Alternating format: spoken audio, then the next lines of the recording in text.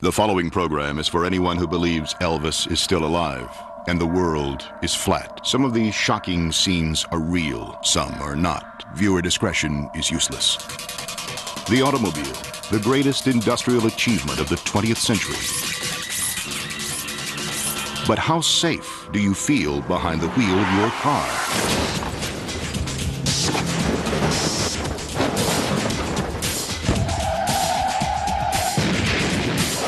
Are these violent collisions really accidents? Or is there more here than meets the eye? I've seen drivers leave their cars. I'll stare at the car for 20 minutes, and then the car will just start moving, all on its own. When the driver's away, the cars will play. Throw out all conventional wisdom. Tonight, our mechanical surgeons will dissect the most important mysteries of the automobile.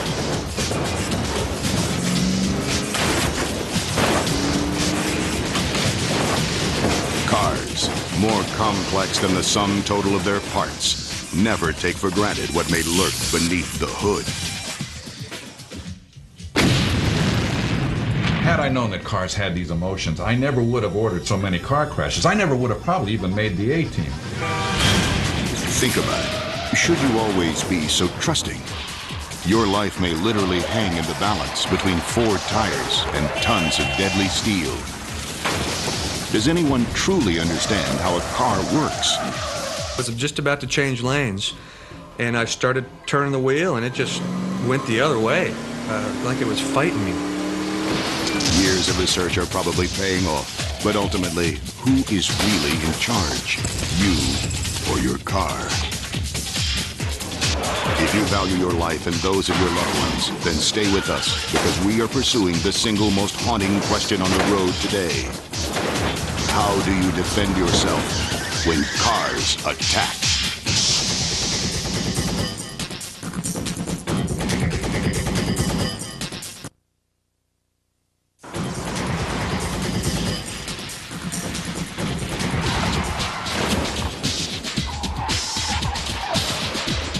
To the people in these scenes, these were tragedies. But from tragedies we often learn. We have a unique opportunity to explore a dark world of vehicular atrocity that until now has been a driving mystery. Oh my goodness. You can see the accident right there. These vehicles are out of control. What made these cars go berserk? Is there more here than meets the eye?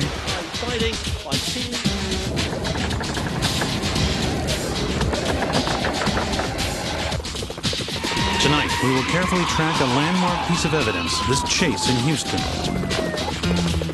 While it appears to be a traditional police chase, it in fact provides valuable insight into a much broader mystery. Watch closely as this black car maneuvers with what seems to be reckless abandon. Oh my gosh, get on I-95. Copy that. That freeway is not finished yet. He's gonna hit the impact barrier. Stay back. Although it ends dramatically, for us it is a beginning. The beginning of an investigative breakthrough. Hi, I'm Richard Belzer. This is the black car you just watched leap off that highway. So what happened here? I mean, how does an accident as strange as this occur? Look at this thing. It must have fallen at least 50 feet. Well, if you're like me, you're probably thinking the same thing. Someone in this car was either trying to avoid the police or perhaps depressed and suicidal, right? You're probably also thinking the driver was crushed on impact. Well, the truth of this Texas crash is none of the above.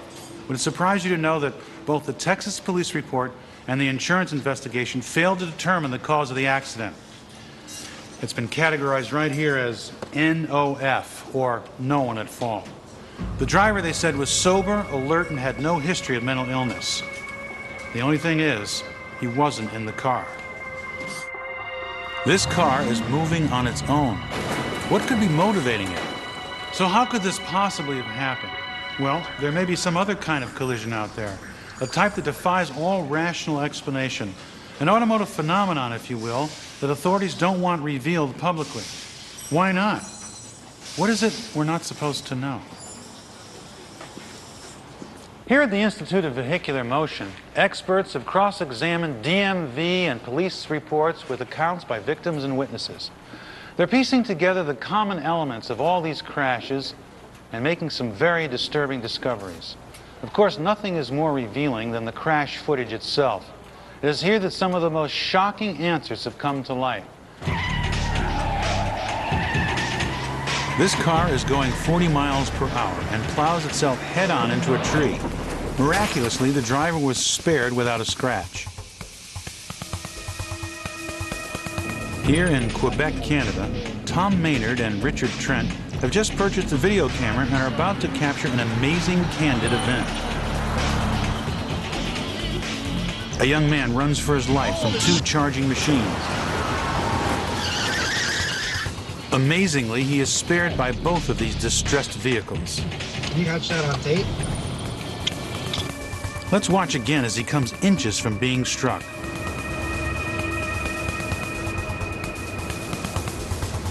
Do these vehicles have a motive?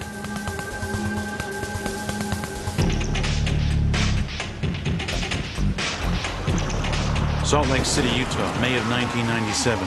Are these cars intentionally trying to hit these men or merely scare them?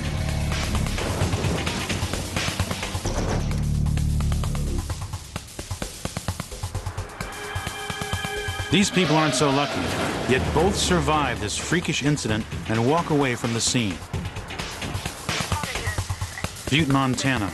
Despite the horrific appearance, neither the man behind the wheel nor the police officers were seriously injured.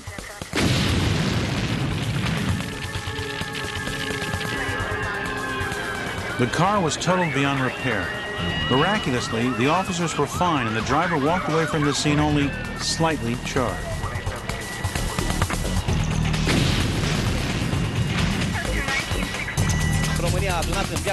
This crazed vehicle in Baltimore, Maryland, seems to be seeking out the voice of this local newscaster. Viewed slowly, we see how the car clearly seeks out the man as if equipped with some sort of motorized homing device. He was also unhurt. Here, a highway patrolman is broadsided by this blue pickup. The driver of the pickup reported feeling an unnatural sensation, as though his truck chose to turn towards the officer. He said it was as though he had no control over the truck at all. This very same truck was indicted for previously striking as many as 17 other officers in this same tender body region in 5 other states. Something strange is happening, and we're looking for answers. Answers that may cause you to take a second look at your own car and ask, are you capable of a vicious attack? Tonight, you be the judge. As Americans, we love our cars. We live in a society that admires and embraces them as though they were members of our own family, integral as they are to the very fabric of our culture. We've modified and manipulated them to swim through water, to fly through traffic, and even to roll us down streets without bodily injury. With them, we define the power and speed of our society. Without them, we'd be lost. Do you remember the first car you ever owned? I definitely remember mine. It was a 1963 Chevy Impala. I loved it. Our cars have become an extension of our own personalities, a reflection of who we are, the embodiment of our dreams. The average American spends more time in their car than with their spouse. Yet with all our passion and care for our four-wheeled friends, automobile collisions consistently number in the thousands year after year. Why is that so? Perhaps to have a better understanding of cars and their actions today, we need to go back to the root of the problem, back to a little-known tale of intrigue at the dawn of automotive history that may shed light on these NOF cases. This is Henry Ford, the founding father of the modern automobile. We have mixed undocumented conjecture with myth in order to fabricate a far more compelling version of the facts. This hugely successful visionary revolutionized the assembly line process. However, in the spring of 1914, a dark family secret began to cause trouble at the Ford Detroit plant. Diary installments and a birth record from 1872 confirmed the presence of Mortimer Ford, Henry's half-brother. One of 44 toddlers born to an exhausted Zoe Ford, Mortimer was the single illegitimate child, the only embarrassment in an otherwise respected family record. By 1914, Henry had elevated his secret sibling to the position of supervising foreman for the new model division. This was in exchange for Mortimer never telling the world who he really was. The importance of Mortimer Ford to the automotive industry in its formative years cannot be overstated. I mean, the man was a genius. He was a genius in labor, he was a genius in distribution and efficiency. At first, the agreement seemed amicable. Soon, however, Mortimer's marginal status within the Ford family caused him a great deal of resentment. Driven by intense jealousy, Mortimer devised a component to be installed in the engines of the Model T. It was supposed to be a kind of filter to keep the car from overheating. Or was it? I'm not an automobile scientist or anything. I was just an assembly line worker. Mortimer Ford devised a component called the hydrocylator. This was to be installed in the engines of the Model T. Mortimer Ford was very secretive about the exact function of this device. Of course, nobody questioned the company foreman in those days. There was no union, you know. Anyway, I told Mr. Ford, I thought that hydrocylator was no good. A week later, I was out of a job. Well, the hydrocylator, This one here is an early model used in about 1914.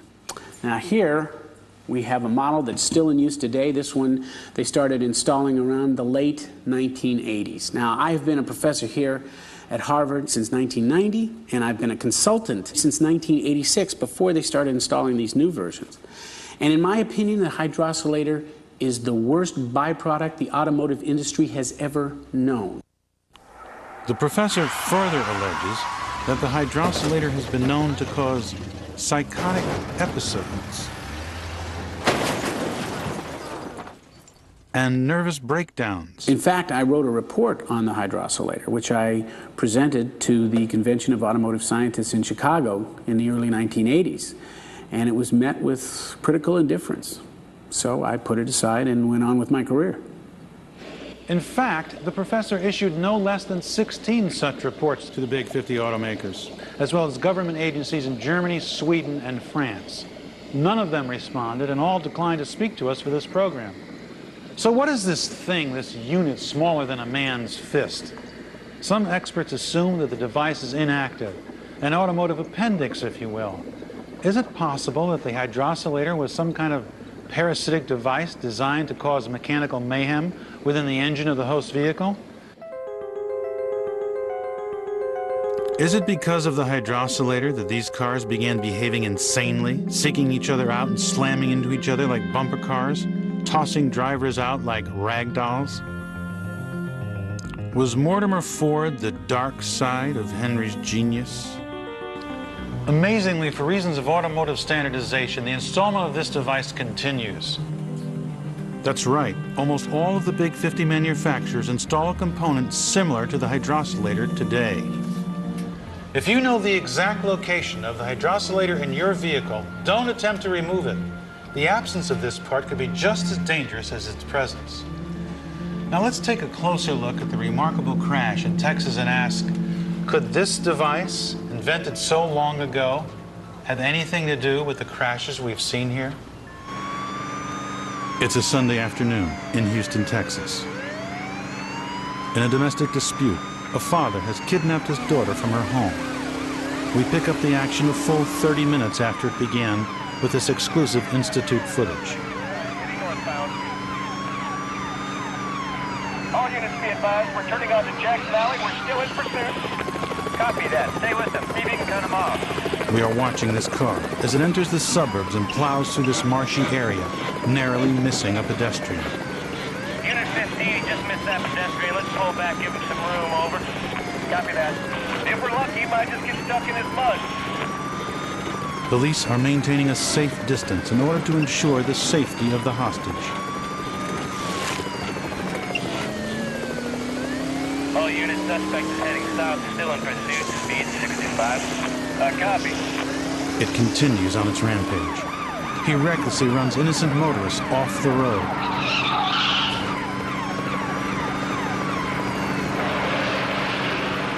He spins to a halt, and the police think the driver is giving up.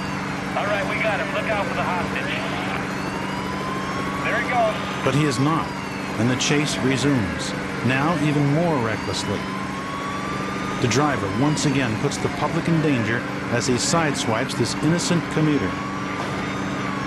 Unbeknownst to the driver, officers lead him directly into a police roadblock. Surrounded by squad cars on all sides, he doubles back, and the officer's worst fear comes true. He starts driving on the wrong side of the road, into oncoming traffic. He's heading directly for the freeway and begins the most dangerous part of this protracted chase. Copy that. That freeway is not finished yet. Finally, it appears there is no further to go as police move in. He inadvertently leads the chase to an unfinished portion of I-95. Officers quickly surround the vehicle as the driver and hostage slowly emerge from the parked car.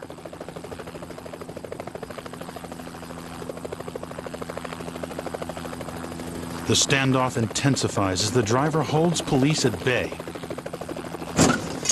A loud metallic clang is heard, and the hostage situation is resolved.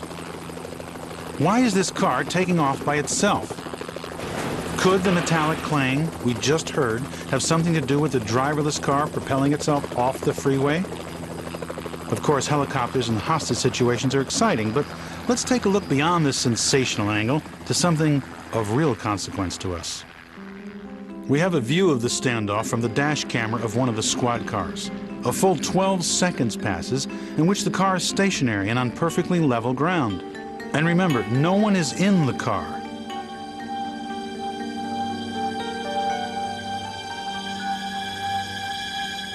Also, look at the point when the car starts to move again.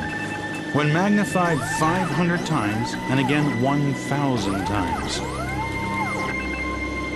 Here we highlight the object in question and apply our image enhancer technology. The car has left behind its air manifold. But what is that object attached to the manifold? Let's see another view as the police hold the suspect. There's definitely something attached to that manifold. Enlarged 500 times and image enhanced, the mystery begins to unfold. Attached to that manifold is an object that clearly resembles a hydrocylator. Do you see a resemblance? We do. Is it possible that the car ejected its hydrocylator before leaping from the highway? When questioned about the objects, incredibly, police told us there was no evidence collected at the scene. Our legal department informs us that there is no Mortimer Ford, no Professor Kingsdale, and no hydrocylator. Granted. We, however, continue the investigation undaunted. Later, find out why motorized vehicles are so disobedient. Angry boats ejecting their drivers without warning.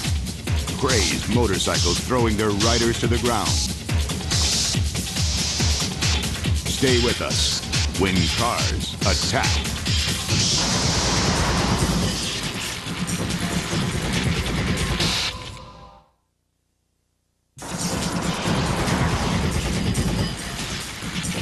Take a look at this next series of incidents.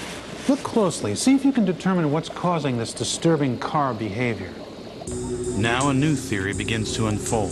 There seems to be other dark reasons for malicious car behavior. This brown sedan in Burlington, Vermont has flown halfway out of a parking garage and got stuck in the process. What was it running from? This car dove to the bottom of a pool at a rest home in West Palm Beach, Florida. Perhaps it wants to retire here as well.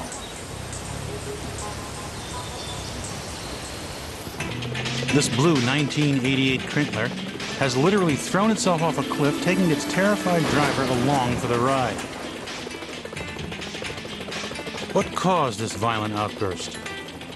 What drove this car over the edge? The driver is miraculously spared and flees the crazed vehicle. He's out. Thank God he's okay. I'm amazed I'm alive. I get out of the car, I don't know what's going to happen next, it may blow up. So I'm running as far from the car as I can until the cops show. I wasn't changing the radio station, I wasn't doing anything. I was just about to change lanes. And I started turning the wheel and it just went the other way, like it was fighting me. I'm trying to steer back onto the freeway. I'm pressing the brake to stop and it's just not. Like it either wanted to harm itself or to harm me or just to show me who's in control. It did what it wanted to do. We designed a scale model of the scene to help us study this crash. Here was the car going 50. It had a headwind of 20 miles an hour as it approaches this opening here in these juniper trees. Keep in mind, the car had a maximum turning radius of only 60 degrees as it flies off this ridge. Although our view is obscured for a moment, we quickly see the cars hit the road below very hard. It's come to rest at this point. Now, out comes the driver. He runs down the road. The driver said he hit the brakes, but the car wouldn't respond. Well, maybe that driver wasn't lying. Not convinced? Take a look at this chase in Austin, Texas. Here, the driver of this red pickup appears to be leading police on a wild chase. They wind through highways and surface streets for almost 45 minutes. Police attempted this risky surround and stop maneuver on several occasions at several places. But the pickup gets away every time. As their frustration mounts, the police attempt to gain position on the vehicle one more time.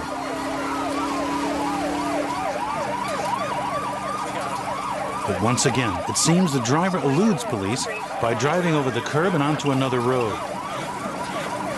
And the chase resumes. As the officers finally approach the truck, they are startled by what they see. Bizarrely, the driver's hands aren't even on the wheel. How could this truck possibly be maneuvering without the aid of its driver? Insanely, the chase continues for a full hour, under freeways, through pylons, over hills, and back into residential areas. At no time did the driver's hands appear to be on the wheel. Though the speeds never exceeded 40 miles an hour, the truck continues to elude police for a considerable amount of time. Finally, it all comes to an end. Out of your car. I'm sorry, okay. Why were you running? Where were you going? Here you see the driver is desperately trying to tell police he wasn't responsible. Where were you going? There's a truck. There's a truck, yeah. Come on. His denials of wrongdoing were ignored here. The driver was arrested. There was a truck. Lacking conclusive evidence against him, no formal charges were filed and the police released him. What dark reason did the truck have for its behavior? What could have caused it to take its terrified driver on this dangerous journey? Amazingly, after a search of the driver's home, the police left this VHS tape, this vital piece of evidence, behind. They looked at it and decided it wasn't related to the crash. Here's a clip from that tape. This clip reveals an incident of automotive abuse where the pickup is clearly not in on the fun. You can see her tires scraping the rim under the weight of her load. There was much more physical torment than we can show you here. This tape went on for hours and was full of far more painful humiliation. Remember this blue car that leapt off the cliff? Police reports later determined that this car had been to the repair shop several days before because of owner mistreatment. Is this valuable evidence or mere coincidence? Of course, we see an important piece to a puzzle that's beginning to make a lot of sense. Is it possible that abused vehicles are destined to repeat the abuse themselves?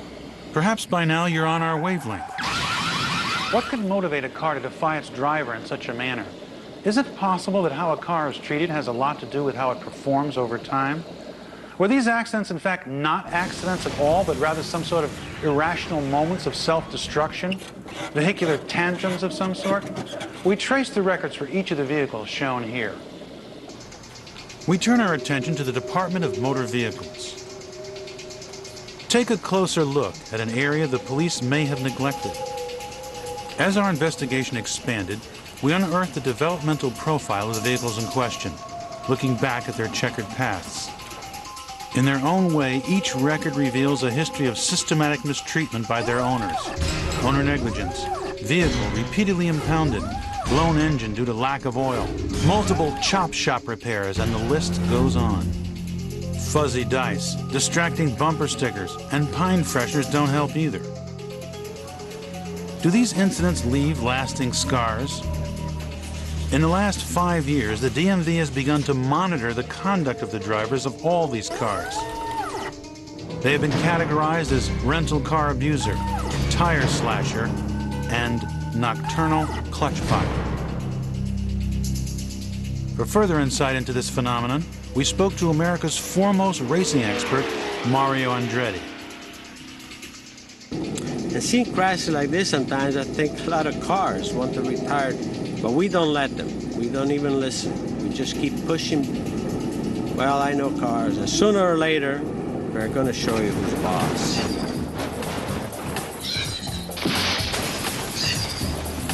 When examining automotive mishaps over the years, we have always looked to human error as the biggest causal factor. We have focused on the human impact of recreated crashes in the lab. Understandably, we sacrifice crash test dummies. We also sacrifice cars.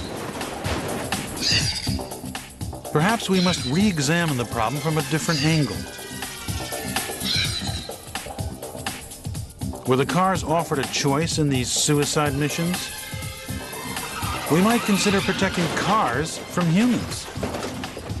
One theory our experts are investigating is the use of ever more violent and destructive automotive stunts in film and television production today. Who can deny the traumatic physical toll of these stunts on the vehicles? Each year, Hollywood spends millions staging the world's most horrible and destructive crashes to feed the cravings of a worldwide audience. We discussed this premise with famed television director-producer Stephen J. Cannell. I honestly say that up to this point, I mean, until you guys told me this, I didn't think of the cars, which probably is callous and a little cruel, but I didn't, you know. I mean, I thought of them as equipment. Frightening to me to think that I might have been responsible for hurting cars that might, in fact, even have feelings. We had rented a Jeep, and we'd planned on using this Jeep for 3 or 4 different crashes, and we did a really big crash once, and we rolled it, and after we got through, that Jeep would not run again. Flat would not run again. You know, I think what we're talking about is anger, vehicular anger. I think it's very possible that cars are holding a grudge against me. Sometimes I think my stunt cars are giving me dirty looks. Had I known that cars were so emotionally unstable, I really would have stuck to dramas, not car crashes. Of course, great pains are taken to ensure the safety of the drivers, but what about the cars? What becomes of them after the camera rolls? Who's looking after the victim?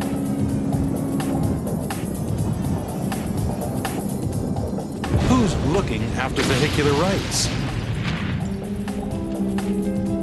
Who indeed? When we return, find out why there's no one driving here and no one driving here. In fact, no one's driving at all. Stay tuned when Cars Attack. When Cars Attack will continue in a moment here on ABC.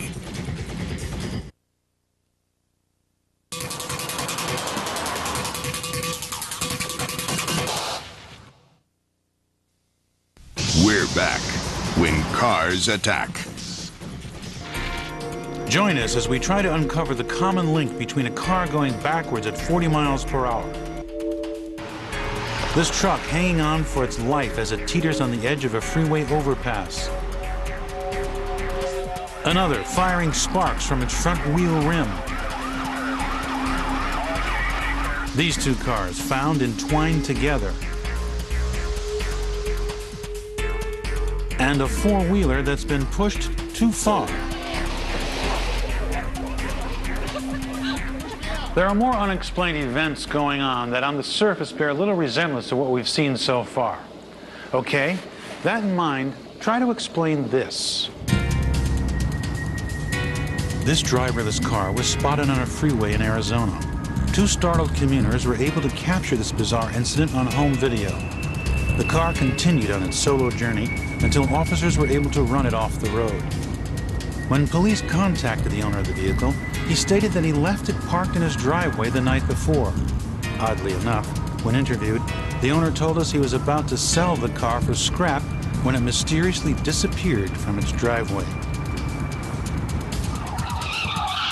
At first, this may seem like a driver education test gone awry, but actually, this car was reported spinning out of control with no one behind the wheel.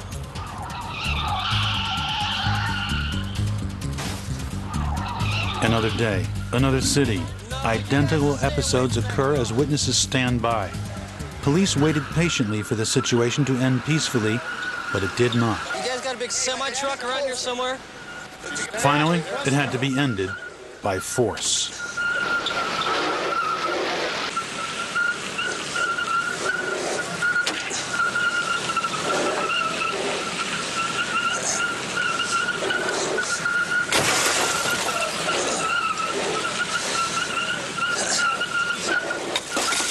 I was quite surprised actually last night that the car would put up such a struggle.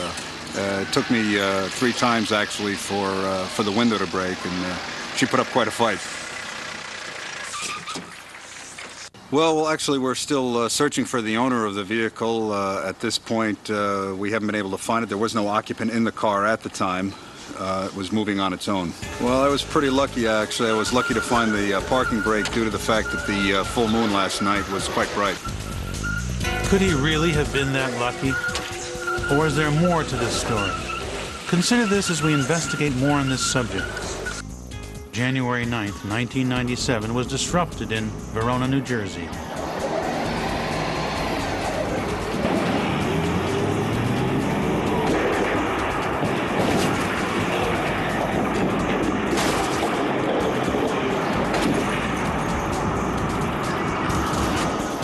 Well, coming off that hill, tried to stop. She's just like a sheet of ice. Kept sliding. And seemed to gain momentum. Just all over the place. Not the first one. We were trying to steer her, but she wasn't having no part of it. Here in Boulder, Colorado, local residents stand by helplessly as they witness 2 trucks drawn together as though compelled by a magnetic force. Both drivers were away from the vehicles at the time of this strange occurrence. Let's back up a bit. Now, that first cop with the spinning car, he said they found no driver. But what did he say about the moon? Well, I was pretty lucky, actually. I was lucky to find the parking brake due to the fact that the full moon last night was quite bright. The full moon indeed. Given all we've seen so far, can this simple notion be that absurd? Could the moon be a factor? We look back at these dates. These events took place and made a startling discovery. December 29th, 1997. March 9th, 1997. March 8th, 1994. August 25th, 1996. January 9th, 1997. All dates of full moons.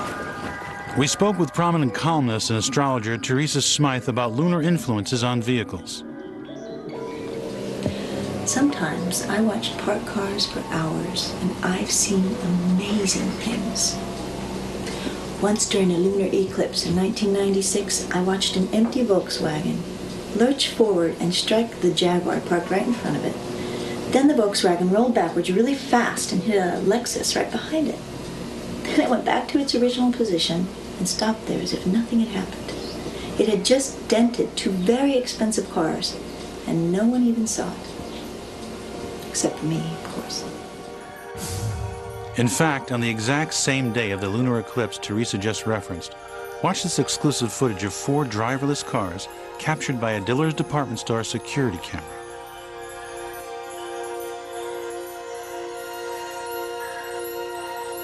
The point I'm trying to make is this. Cars are not merely hunks of metal. You're water, I'm water, the earth is water, cars are water. Cars have emotions too. Be kind to your car, respect it. It'll respect you. So, is it so absurd to imagine that these various fluids your car contains are also affected by lunar tidal effects? The fact is that each of these incidents occurred on a full moon. Now let's see, abuse, lunar tidal effects, the hydrocylator. A pattern is clearly forming. Stay tuned. When we come back, you'll see how this phenomenon is spreading rapidly and how the danger has gotten worse, much worse. A deadly virus may be spreading from cars to motorcycles and even to boats. Fasten your seatbelts. You're in for a bumpy ride. Stay tuned when cars attack.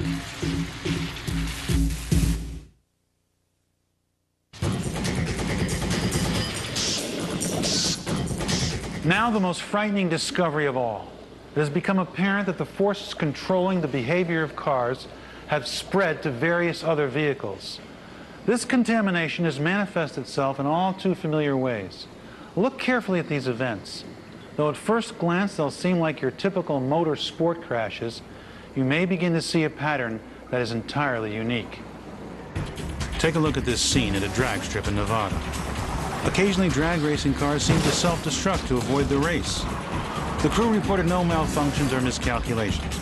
The driver told us that the car drove itself against the barrier. Miraculously here, the driver escaped untouched. In fact, race cars seem to throw themselves out of the running. Psychologists call this autocompetophobia. We call it carsyphiliria.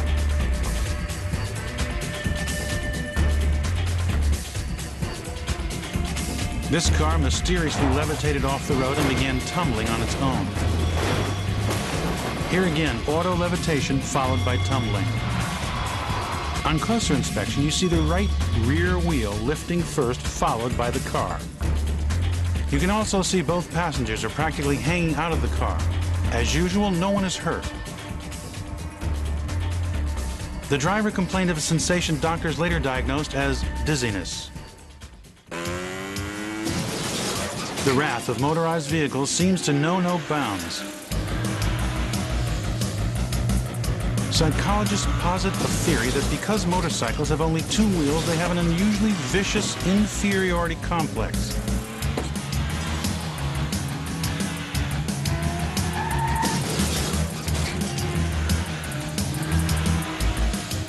This cyclist's $600 suit was undamaged. His shoes, however, were scuffed beyond repair.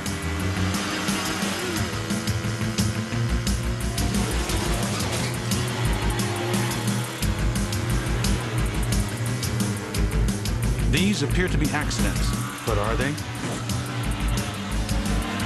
These motorcycles appear to be repelling their drivers, throwing them off like wild horses, sometimes even forcing them to the desert and depositing them there.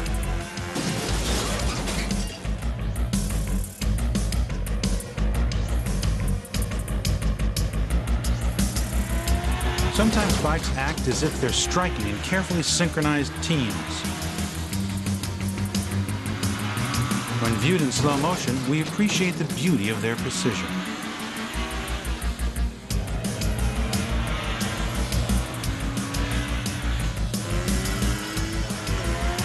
Sometimes a driver can get lucky and can wrestle his enraged bike into submission.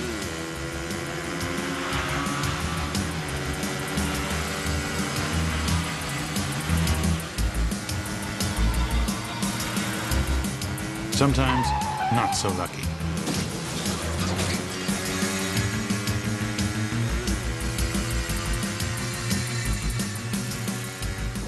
Watercraft are not spared either. Like an insidious plague, this virus may be spreading to aquatic vehicles too.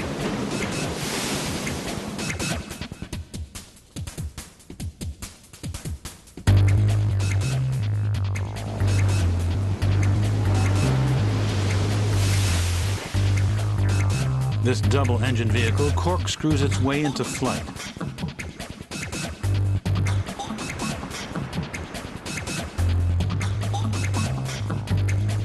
One of the strangest sights in the boating world is when drivers are literally ejected from their boats. Are these boats simply throwing their drivers out in a high-speed fury? The laws of physics clearly tell us that the gravitational force on these drivers should pin them to their seats. Why then do they appear to be thrown forward? How could they possibly accelerate faster than their boats? What you see are but a few of the dozens of boat ejections that traditional science has failed to explain.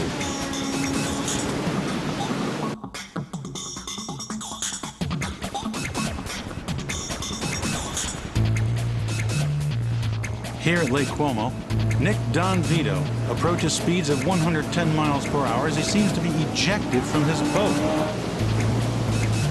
Tumbling violently across the water, he emerges shaken, but still able to swim toward the rescue boat. All right, take it easy. All right, we got you.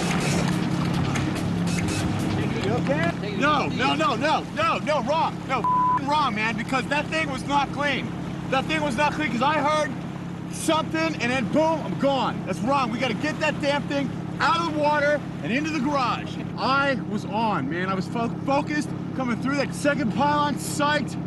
Knew what I had to do to beat Scott Meinke. Wrong, man. It's like this big hand just like reached out and just yanked me out of the boat. It was like she just wanted me off her, you know what I'm saying? That's just, damn it! Well, he certainly didn't jump out of there. Something purposely pushed him out. His boat pushed him. And if you've considered everything we've been telling you, you'll conclude that every one of these vehicles pushed its driver out. So how did this phenomenon make the leap from the family car to race cars, motorcycles, and motorboats? Very simply, like a virus, all these engines share their common lifeblood. The fuel in this pump is the same used in so many other types of engines. It's also the same fuel that's governed by lunar tidal effects. Vehicles and liquids, are they intrinsically linked in a global vortex? Please, stay with us.